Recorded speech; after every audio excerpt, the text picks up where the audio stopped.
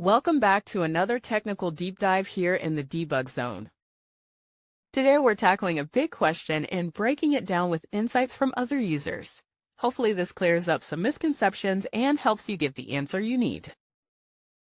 So buckle up, stay a little curious, and let's jump right in.